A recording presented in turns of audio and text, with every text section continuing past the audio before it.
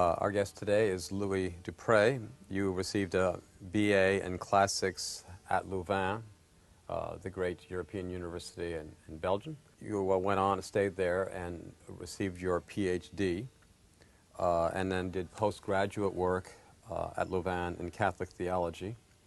You're the author of some 15 books, including 2 highly acclaimed cultural histories, Passage to Modernity, an essay on the hermeneutics of nature and culture, and the Enlightenment and the intellectual development of modern culture. That really are a complete overview of the cultural development of the Western world. Before that, you wrote Marx's Social Critique of Culture, and you're currently at work on a book called Romanticism, The Unfinished Revolution. In addition to your 7 honorary doctorates, you're a member of the American Academy of Arts and Sciences and a fellow of the Belgian Academy of Arts and Sciences. Louis Dupré, I want to welcome you to Darwin Cafe. Thank you. You have spent a life in the Academy as a devout Roman Catholic, writing about, first specializing in 19th century philosophy. And what's a nice Roman Catholic man doing writing about Marx? Well, this was done, or at least started at a time when Marxism was not just an interest in Western Europe, but a very hot item and a threatening item. This was the years it started in the late 40s, and we were afraid that there would be a world war. So I wanted to be ahead of that and learn what it would all be about. Later I did it, I continued doing it because I was interested in it. And finally it made me switch to the study of religion. At the time I was teaching at Georgetown University, I immigrated, and that's when I wrote my big book, The Other Dimension, which was a study of religion, because Marxism intrigued me by its total absence of any kind of transcendence. There was plenty of talk about self-transcending man. There's some sort of Promethean view of transcendence, but of real transcendence, nothing. So I wanted to investigate that and see in terms of a true humanism, such as I found in Marx, what that would be like. And then I came up with the idea that somehow in the late Middle Ages, our thinking in the West had taken a completely different turn, that there was almost like a break. And that happened before the Renaissance. It happened at the end of the Middle Ages. And to be more specific, but I should not go into this because it's too complicated, I think, but in the nominalist philosophy and theology of the end of the Middle Ages, William Ockham and others. Because at that point, it was no longer taken for granted that being, as it is, as we have it in front of us, or within us, is really the ultimate truth. Is really what it is supposed to be. What I mean is, in both the classical pagan philosophy and in the medieval Christian philosophy, as far as St. Thomas, for example, we always have the idea that somehow nature is intelligible in itself. You get what you think you are getting. That changed with nominalism, because in nominalism, God's omnipotence in that strange philosophy is so exaggerated, so much stressed unilaterally, that anything can be the case, anything can happen. God can redeem the sinner who died without repentance, and he can reject the justified person. That kind of theory makes the whole system in which people had believed and then until then shaky. Well, let's suspend that for a minute and come back to it, because let's look at the origins of our culture and those intertwining roots of the Greeks from whom we get our philosophy, and the Judeo-Christians groups from whom we get our religion. What did they give us, and how did those two traditions come together, and what was it? Yes. What do they have to say to us about life, in nature, in culture, and in God? Okay, in the Greek tradition, the Greek classical tradition then, nature is the supporting element of the whole thing, called cosmos or physis, whatever. But that is the ultimate reality, and it is also the reality that appears to us. Now, in Christianity, the weight is no longer on nature, but on the Creator, on God. Yet the difference there is not as great for culture as the later difference, and as the modern idea of culture. Why not? Because what for the classicists were, or for the classics, was nature as ultimate reality, became for Christians God, the Creator. We could trust nature, we could trust the Creator. There was a continuity there. There was it has been repeatedly stated lately by philosophers that the difference was not all that great in the worldview. Whereas at the end of the Middle Ages, that whole thing was up for grabs. And people say now, what is really true? What is not true? The whole doubt of Descartes is really born out of the questions about nature, about the reliability of nature. So ancient and medieval man saw nature as an ordered whole, continuous Correct. with the divine, Exactly. and as a representation or display of the divine. They spelled their word for the appearing world, cosmos, with a K. Yes. And they saw in this a mirror of even the human structure, and the whole world structure. Man was embedded in it, as were all creatures, in an orderly whole that was essentially about the process of human salvation. That's right. And then the High Middle Ages, the period beginning first with what's sometimes called the medieval Renaissance in the 12th century, with this new explosion of devotional mysticism that came from people like Bernard de Clairvaux and St. Francis, and the monastic movement kind of spilling out of its kind of medieval enclosures and moving into the public, inflamed, did it not, a great popular spirituality? Yes. And especially throughout the Rhineland and the Netherlands and northern Italy and France. And then there was in the scholastic movement, we have a negative view of scholasticism, but in the scholastic movement there were a variety of great intellectual and spiritual figures. It was at a day when the academic world was not really so separated off from the lay public and the practicing. Quite correct what you said. there was a unity there, because there was a unity in worldview. Now there's one other point that you brought up and that deserves emphasis, namely this, that in the 12th century that there was already a Renaissance. What does that mean? That in the 12th century we see very clearly a new humanism coming up.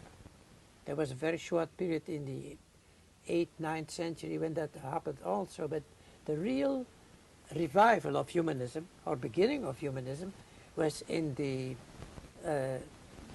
12th century. There is the first, not Renaissance I would say, but the humanism. That people started emphasizing more this life, the beauty of this life, of this world, instead of talking too exclusively of a meaning and of a reality after this life. This life had all the emphasis. Now, that element... But it wasn't the same thing as mere worldliness, was it? Yes, what? It wasn't just mere worldliness. It wasn't just life for the sake of the pleasures of this life, yes, nevertheless. Absolutely. The pleasure itself was part of it.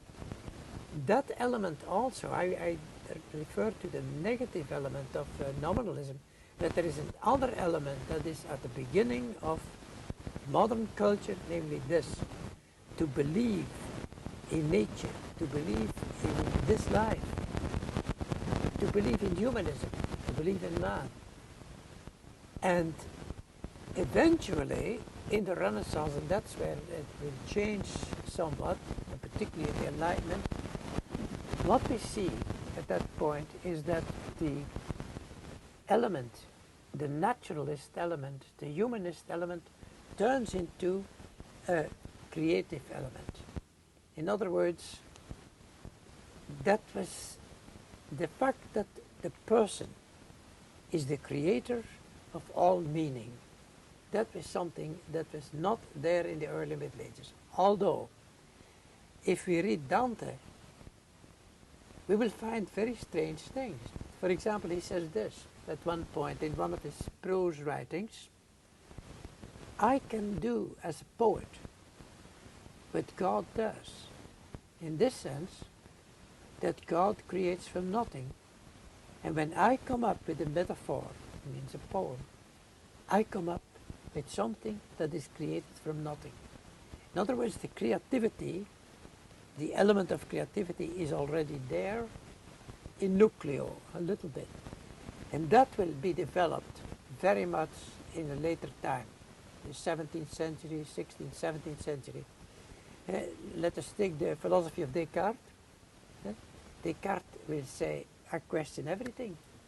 I question even, methodically, the existence of God.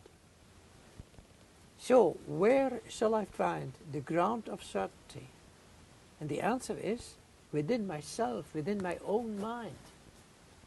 Artists, the great artists of the Renaissance, were so great because they had an idea of absolute unlimited creativity. Take Michelangelo, for example. He was in so many fields. He was actually a very great painter, an even greater sculptor, but also a poet, and also a deeply religious person. Because this first creativity, but particularly in the humanists and the Renaissance painters, this first creativity is a religious creativity. These people were creators under God, so to speak. They owed their own, Dante is very explicit on that, they owed their own creativity to a higher creator. So even though they were the creators in this world, their creativity itself was a gift of God. Louis, you were mentioning earlier William of Ockham and nominalism as a kind of a transitional influence in the late Middle Ages that sort of set the stage for the negative stage. The negative stage for Renaissance doubt over against this other stage of creativity, which you mentioned is epitomized by Dante, and I remember you talking about Giordano Bruno and Nicholas of Cusa, who were all part of that, all enjoyed that medieval sensus spiritualis, that sense that all learning looks for and presumes a spiritual meaning or sense in all things. What is nominalism, and why did it have such a pernicious effect on culture? Well, I should not do that. It should not be pernicious, because after all, nominalism is the basic philosophy that made it possible for modern science to develop. What these people said is this: you cannot take anything for granted. You cannot take it for granted that the truth is given by God, that except in the revelation. But for the rest, you should not take anything for granted. You should, by experience, by observation, by empirical methods, find out the reality of the world. And that doesn't give you an ultimate reality, but it gives you a world in which we actually live. And all of this is a result, strangely enough, a result of a theological idea of the absolute omnipotence of God. Anything can happen. He can do anything he wants to. We cannot rely on that. We have no access to a divine intelligence. We should not say, by way of analogy, as St. Thomas does, that from the things of this world we can learn a great deal about God. That is not in nominalism. So the human access to the divine through the realm of the play of your relations, the natural world, the social world that you're in, no longer is a field of really of divine revelation, a bridge, you might say, Yes. to That's right. God. What does that do to the human psyche? Well, it means that the whole thing is split. On the one hand, we have our observational world. We have our world in which we better be creative because we cannot take it for granted. Yeah. Even in Kepler, as late as Kepler, we still have this presumption that things in a divinely created world have to be perfect. For example, no oval or irregular shapes, but circles. It had to be in circles, and he found out that there wasn't, to his great surprise, because as a deeply religious person, sort of a mystical type, Kepler, he found out by his observations and calculations that this is not the way it was, actually.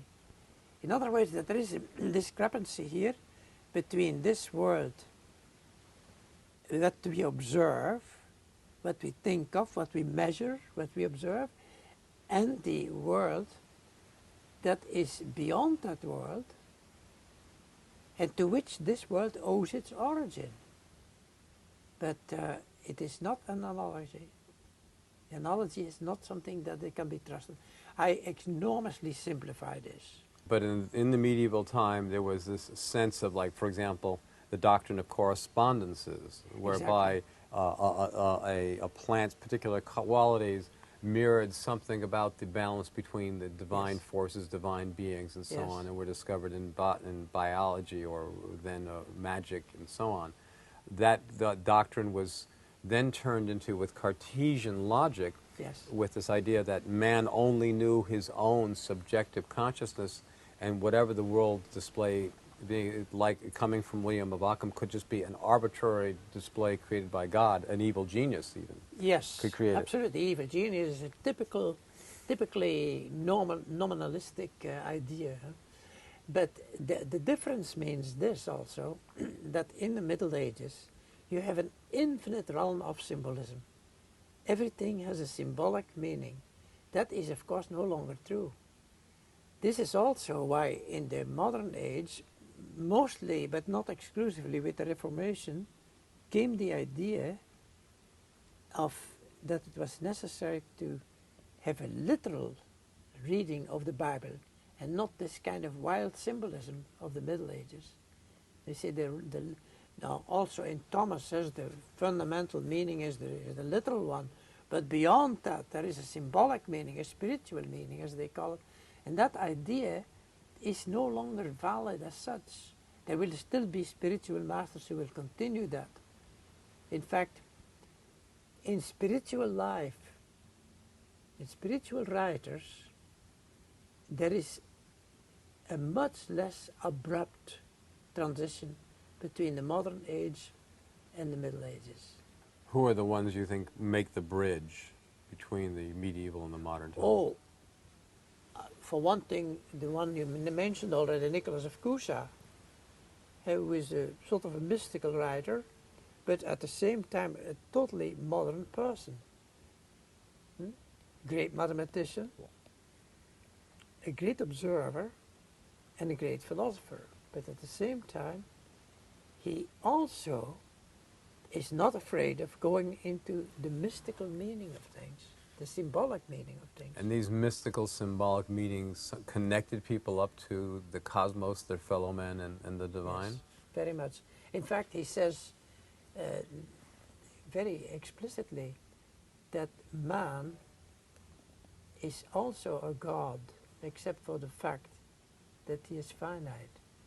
In other words, that his perfection is the same as the divine perfection. It is the same, not like, but identical. But there is this difference, that he has it only in a limited way. In other words, that there are other human beings, and thereby they limit one another. What did we lose then, and what did we gain in the Renaissance? Oh, that is a question I wouldn't be able to answer, because number one, the liberation of human creativity is an enormous gain, I think. And look at the beautiful world it has created in Renaissance art, poetry also. French poetry, for example, was never more beautiful perhaps than in the Renaissance. With Joaquin du Bellay, Ronsard, and so these are all great poets. The Italian poetry, not only Dante, of course, but Petrarca, Tasso, and all the way up to the 19th century. Let us face it, the development of modern science became possible only at the end of the Middle Ages. And now here I would say, not with the Renaissance, but at the end of the Middle Ages, because the people who became active in this were actually quite often theologians of observation. We have to go back to observing, calculating and observing, but not take it for granted anymore. So that is certainly a great advantage. What did we lose? Well, I think the main loss is the notion of symbolism. Now you will say that's not a big deal, but it is, because that meant also that in this world we are masters. There's only us. We can create. We create any darn thing we want to, and we handle the world in any way we want to. So many of the miseries that we now have with us are also a result of that. Because it creates an instrumentalist, manipulative, Yes. reductive Exactly. kind of energy in relationship to the natural world rather than a respectful one. This is our world, and we are the creators. And so, and we're the dominant ones as the creative. They people. will not deny, until very recent writers, but writers in general did not deny the fact that there was a divine cause to this all. But the question was that this cause has nothing to do in this world with us. Here we have to take care of ourselves. And we have to, particularly, we have to create the meaning of this world to ourselves. The difference is not only very visible in theology, but and in philosophy, particularly in philosophy, but also even in poetry.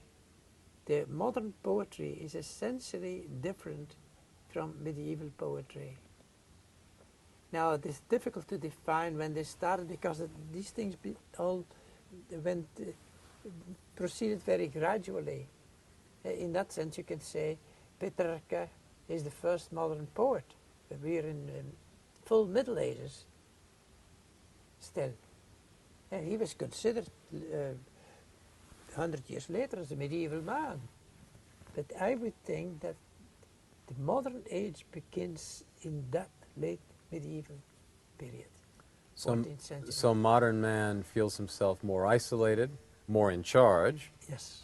not so dependent upon the vagaries of a potentially capricious God, Right. which makes him feel better. Yes. But he's also dissociated from his cosmos, which leaves him to feel Yes. alienated, alone. Now, it seems that there have been attempts since the Renaissance, one, to reconnect religiously at the collective level. We were mentioning earlier in the High Middle Ages there was this explosion of lay mysticism that was quite serious. There Yes. were, for example, the Beguine households in Cologne, some 200 in Cologne, Germany, in the 14th century.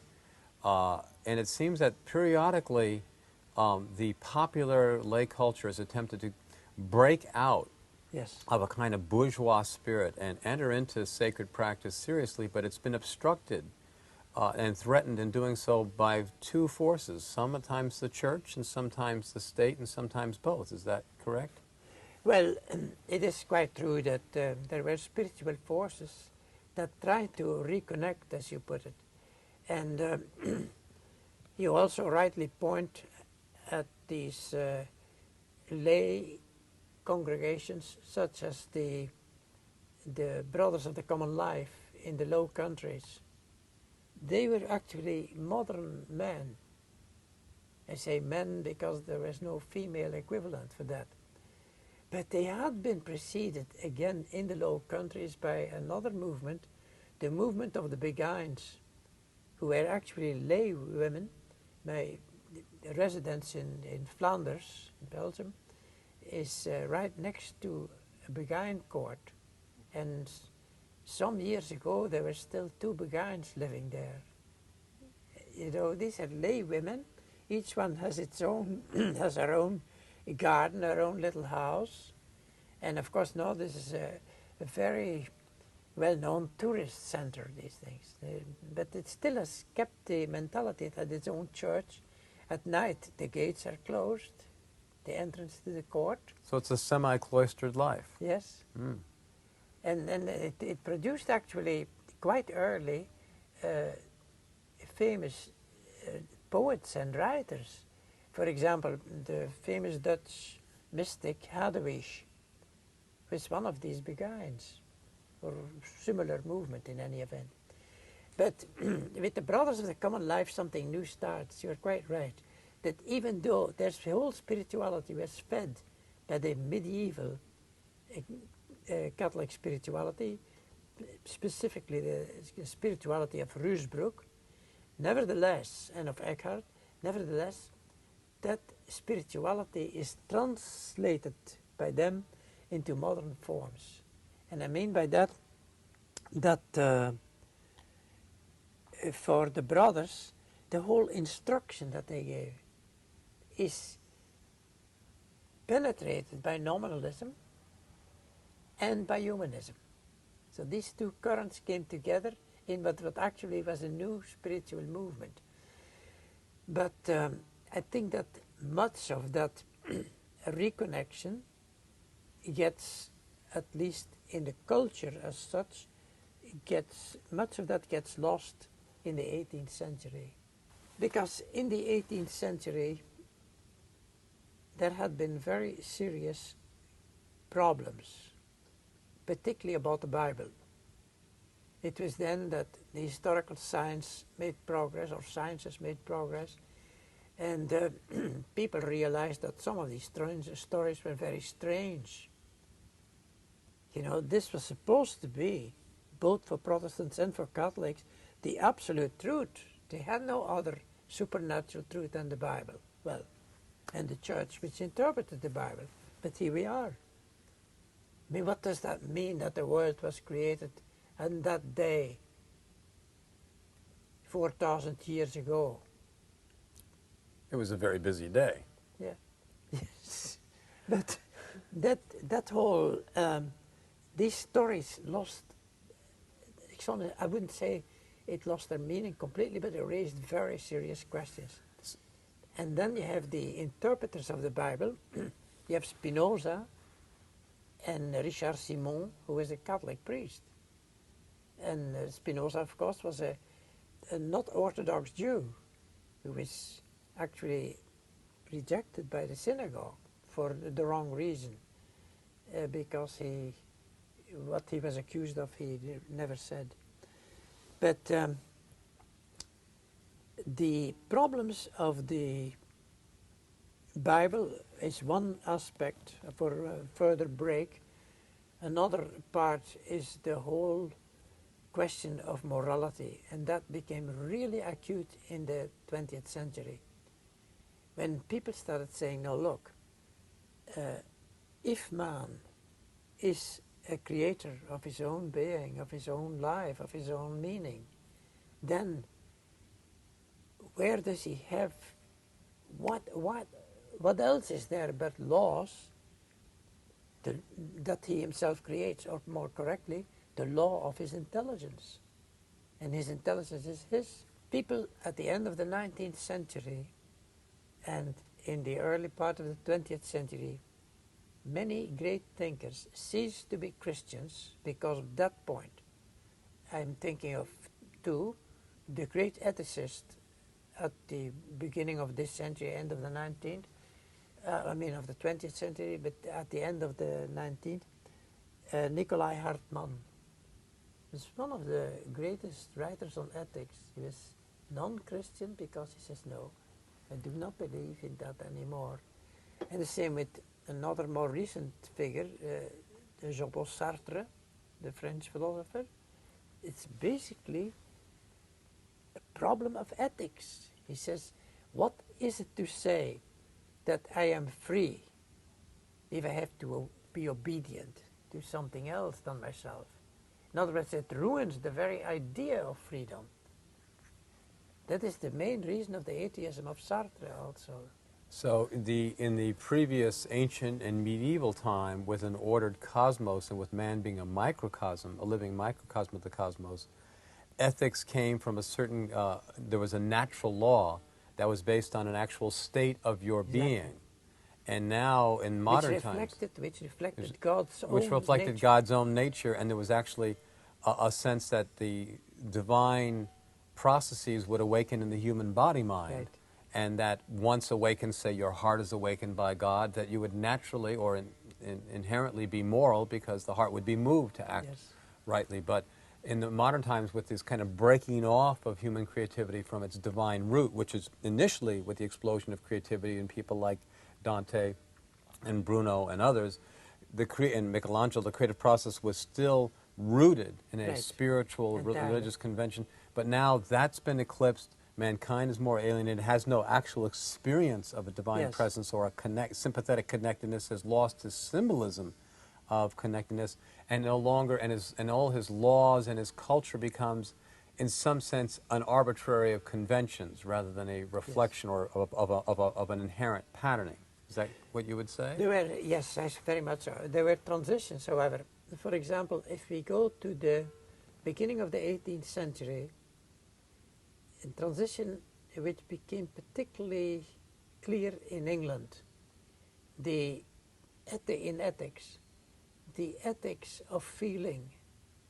In other words, an ethics that is grounded no longer in a purely rational law, but in the way in which we feel things. It is the time of what the Germans have called die schöne Seele, the beautiful soul. La belle âme of Rousseau. For example, if you read the novel of Rousseau, Julie, ou La Nouvelle Héloïse, what you have there is, they set up a very strange marriage arrangement where the former lover is allowed to move in with husband and wife, and this is actually the result of what we feel to be moral. We should follow our heart. Now you say that sounds like a medieval idea, but it isn't, because the heart, in this case the sentimentality or the feeling, is the very essence of my being. My feeling and my being is really the same thing. And you find it earlier, before that, in the English, a very good philosopher and very good writer, Shaftesbury, the third Earl of Shaftesbury, who wrote these, what he called characteristics, and in which he describes very beautifully the morality of feeling. And in a way, that was a reaction against the rationalist philosophy of the 18th century, or of the late 17th century already. And at the same time, it was something that is pretty much the same. So you're saying that in some sense this cult of sensibility or cult of feeling is because it's a reaction to the kind of Cartesian separation of man from nature and culture and the cosmos, that in some sense it's also a reflection of the very sense of separation. It's still marked by or marred by that very thing it's trying to overcome. Well, it's certainly, I wouldn't, perhaps you're right, but I have never thought about it. To what extent is it a reaction against Descartes? Only to this extent, I think, that Descartes is at the beginning of the Enlightenment. And the idea of law, which was so strong in the Enlightenment, that is what they react against. That is the law of reason. It's a reason, you know, where is it? And at the same time, there is something very attractive in this morality of feeling, in this sense that most of the time moral people do not ask themselves, what is the law? How often do you do this in one day? I don't think very often, perhaps never. But we say, what is the decent thing to do? What is the elegant thing, as the ancients would say? Eh? The asteon, The aesthetic was not disconnected from very morality much, or from divinity. Very much. In that school of the 18th century, the sentimental school of morality, aesthetics and morality go together. And the latest, but also the most brilliant echo of that, we find in the German poet Schiller, in his book on the aesthetic education of mankind. It's really a book about morality, but it's all about aesthetics. I want to explore that one more in another step, but before we do that, you mentioned the idea of la belle âme, the noble soul. And didn't the great 19th century German philosopher see the noble soul as having a hidden shadow of egoic aggression, that imposing its own values still within a structure of conflict within his master-slave dialectic or development, that in some sense it was in the noble soul, has an ironic tinge to it? Yes, but I think that the irony stands at the opposite end of the beautiful soul. Although Goethe has a long passage in Wilhelm Meister, the famous book that started Romanticism, and in that book there is the most famous passage perhaps is the one on the beautiful soul, which is a very beautiful passage, but is also written with a certain irony. In other words, the two, you feel all the time he is above this. He wants to go back to something more solid than that.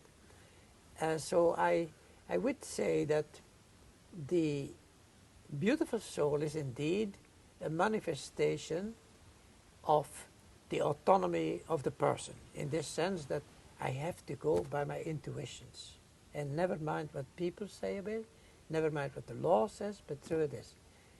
Whereas the others, the rationalist and the natural law types in the 18th century, which is quite different from the natural law in the Middle Ages. More like natural rights at that time, wasn't it? Yes, exactly. They do go together, but even natural rights meant something else in the Middle Ages too. So there is a confusion of language here. But in any event, the natural law in the modern age is a rationalist concept in the first place. And the beautiful soul is the sentimental, we call it, that's not in a pejorative sense, but is the feeling intuition. Right. There is something in that idea, in both ideas, there is something that goes back to the ancients. Because for the Greeks, in Greek ethics, the notion of law is there, yes. Plato has written so much about these things that they cannot deny it. But the notion of law as an absolute command is not there. It is a question that is the very word for what is good in Greek. To kalon kagaton. The kalo kagaton. The beautiful good. The two are together. The elegant, I would say. And that we find also in people like Shaftesbury and the whole sentimental or feeling school, even in Hume, David Hume. Now there is another tradition that goes throughout the Western Christian tradition especially, of a mystical tradition that comes from the 8th century Syrian monks, thought to be Syrian monks, Pseudo-Dionysius or Dionysius yes. The Areopagite. Yes. And this is a tradition that goes in some sense beyond the idea of the individual, the created individual and the creator God, into a transcendent reality that precedes the appearance of creator created in the apophatic mysticism, in this unknowing. This is a tradition that also resurfaces regularly in the Western tradition in Meister Eckhart and Nicholas of Cusa. How does this tradition kind of soften the burden of the sense of necessity and, and mechanism of law of the Renaissance, perhaps? Or does it? I would say this, that this movement has always remained a mystical movement, spiritual movement, in this sense that it has never, I think, as far as I know, really determined the scientific development of culture, and only slightly the philosophical ideas about God. In Thomas, for example, we find something of the negative theology, and in all Catholic theologians of that time you have that. And again, later in the early Protestant ones too. In Luther, for example, very much. I think that there is no difference in this respect between Luther and the late medieval tradition, none whatsoever, in respect of spirituality. But this spirituality is characterized by something that people do not sufficiently recognize, I'm afraid. The mystics use this ignorance, particularly when they indicate the closeness to God. In other words, the more close they feel themselves to God, the more they realize how far away from the Godhead they are, and the more they emphasize the negativity. Now,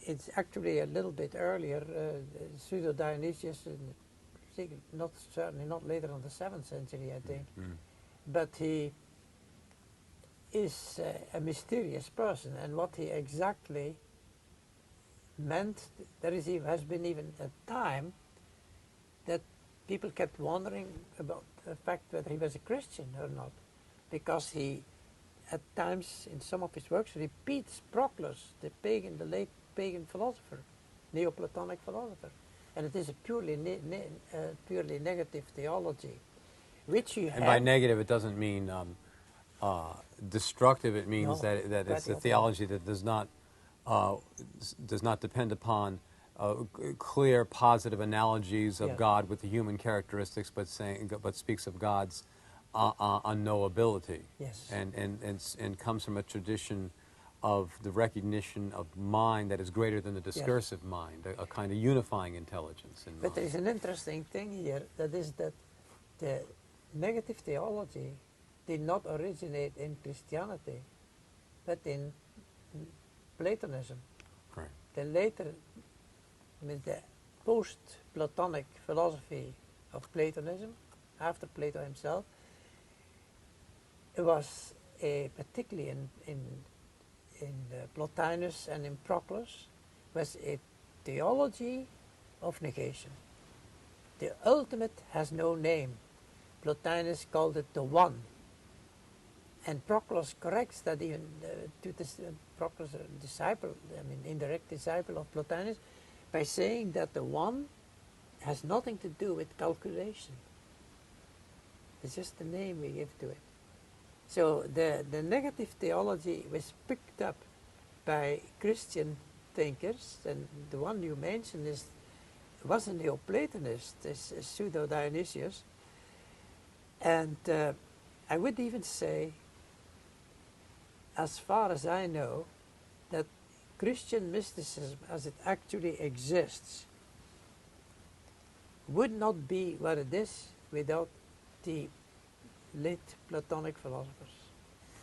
The basic categories come from Plato, Plotinus, and Proclus. And there are some interesting and strong threads of connection between Neoplatonism and the Oriental traditions, are there not? Some actual direct influences, possibly, between the religions of India and others in the Middle East and With these India, traditions? I don't think there is any connection. I don't think so. I do agree that there is a negative theology there very much, but it develops in a completely different way. For example, with Indians, Vedanta particularly, the later, what we see is the multiplicity of gods is absolutely unimportant. We can accept atheism, theism, or polytheism. It doesn't matter that much, because the issue there is somewhere else. And it is also negative, you're right, but I don't think that the West had any influence upon this Indian theology of the Vedanta. A matter of some debate, but not you, but you and you particularly don't see it. Now let me ask you about, you're working on, your next book is Romanticism, the Unfinished Revolution, and it seems that Romanticism represents an attempt to reclaim what many feel has been lost in the Enlightenment. Yes. But some have suggested that it's still bound to Enlightenment values and kind of held back by that. Yes, you state in one sentence the whole complexity of the thesis. Romanticism is definitely a reaction against the rationalism of the Enlightenment. And specifically also in the religious matters.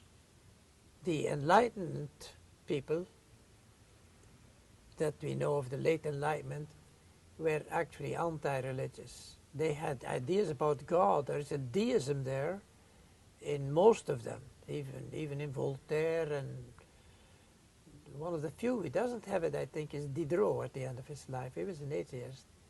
And D'Holbach, who was a disciple of Diderot. They were atheists, but atheism is not a problem of the 18th century. That's something of the 19th. What we had in the 18th century was a sort of vague deism, so vague, le Dieu gendarme, the God who is a policeman, you know. But beyond that, there is nothing that God does, of Voltaire. He kicks things off and then disappears. Yes.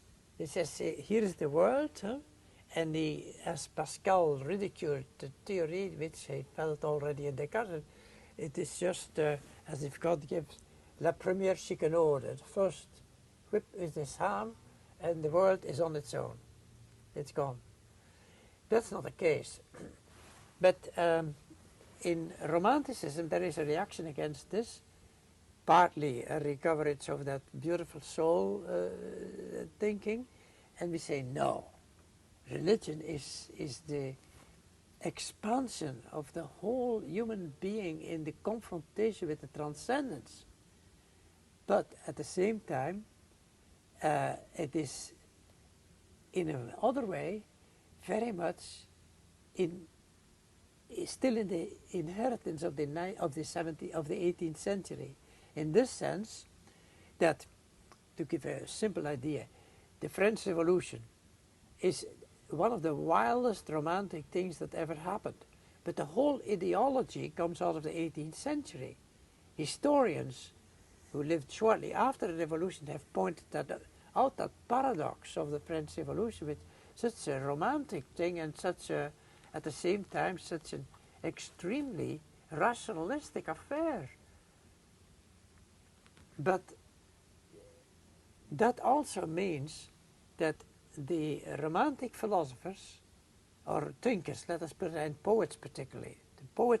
Poetry is the big thing in the Romantic area, and art.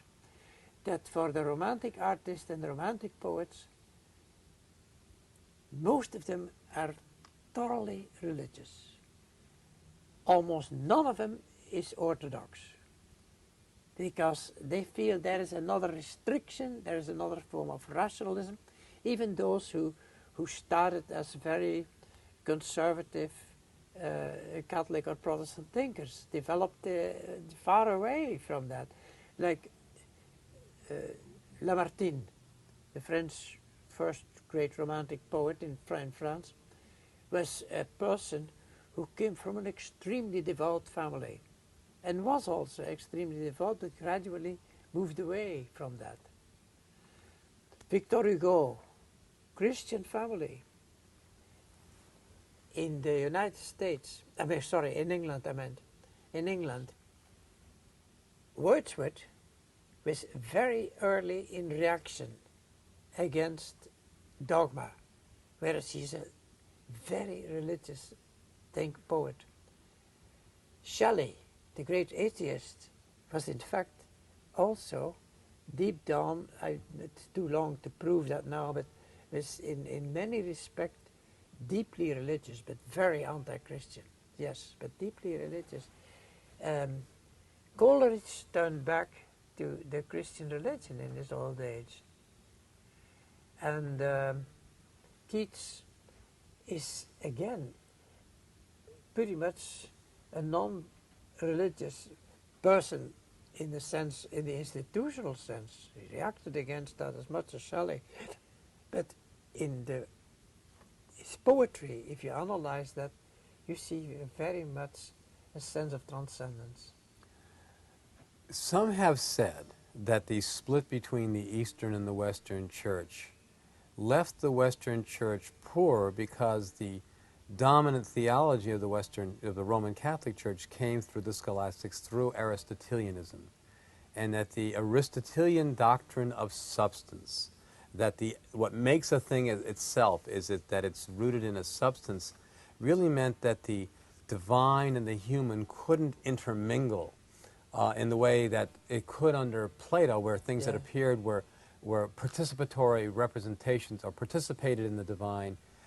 Because of this doctrine of substance, that the Western Church suppressed a bodily esotericism that enabled man to have a bodily felt religious connection to the cosmos. And they point to, for example, there's much more of a tradition of even lay practitioners being able to have a divinized body, and that the prayer of the heart, the prayer of Eastern Orthodox spirituality, which involves the breath, involves invocation, is more of this Platonic participatory tradition, and therefore the kind of the esotericism of spirituality has had an impediment in the West. Is there any truth to that in your view? I totally agree with that. Because the Eastern tradition is very much a mystical Christianity. A Christianity that was not afraid of the identification between God and the world, between God and man. Whereas the Western form of Christianity was, in the beginning, particularly in its Roman beginning, strongly influenced by Roman legalism. And later also by a certain rationalism. It is quite typical what happened with Romanticism. After the Romantics opened up the world, like Chateaubriand, for example, the great French writer, the first romantic prose writer in France, well, more or less, he opened up religion again to the people who had gone through the whole 18th century deism and to the revolution, the atheism of the revolution, and says, here is religion. Look how beautiful it is. It's a cultural element. And what is the reaction of the church? What was the reaction of the churches? But I'm most familiar with the Catholic Church.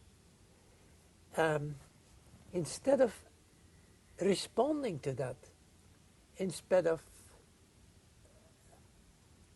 opening up to this movement, what we see is that is exactly the time when the church started withdrawing into itself.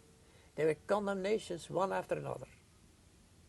For example, that all power comes from the people, heresy.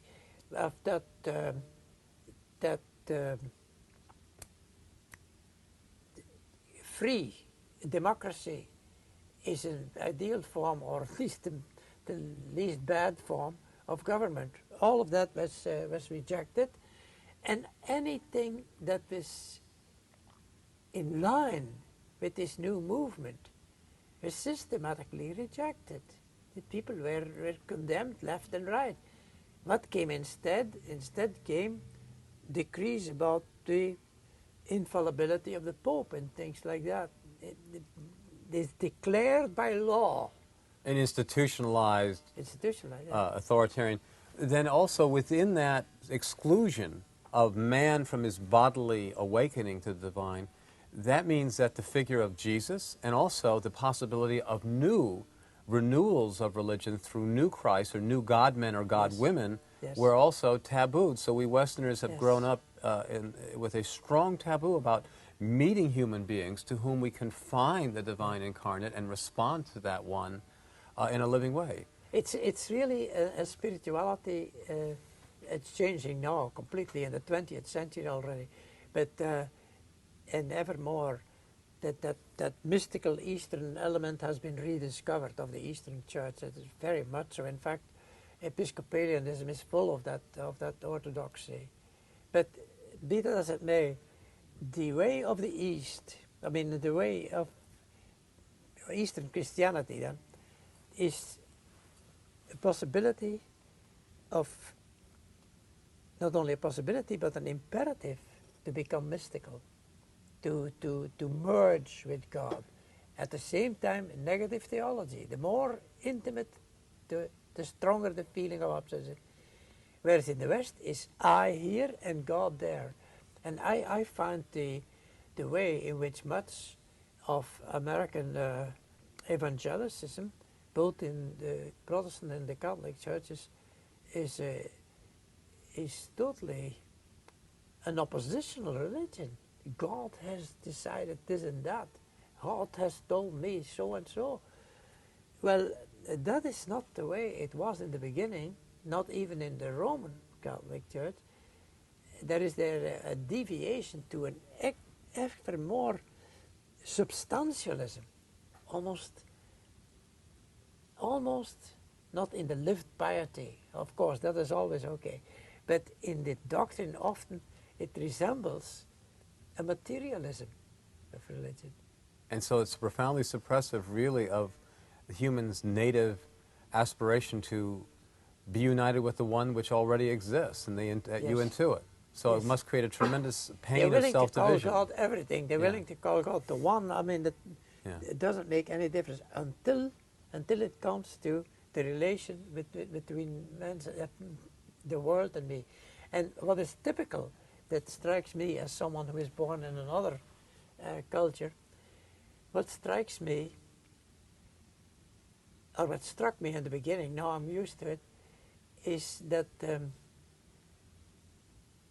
this world, this Anglo-Saxon world, here more than in England, because it's simplified here, is a world in which God is almighty and can interfere in a bad way if he wants to. But this is our world, and in which we can reach the maximum of technology and leave us alone.